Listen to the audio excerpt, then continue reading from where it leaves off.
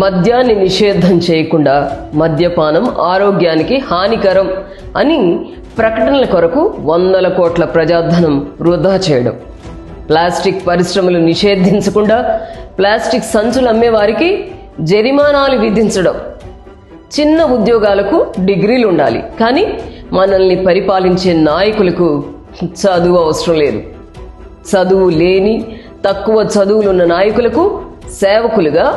ఎంతో కష్టపడి చదువుకున్న ఐఏఎస్ ఐపీఎస్లు సాల్యూట్ చేయడం,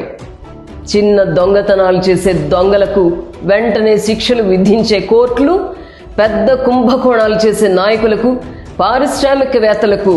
శిక్షలు విధించకపోవడం, ఒకవేళ వారిని అరెస్ట్ చేసినా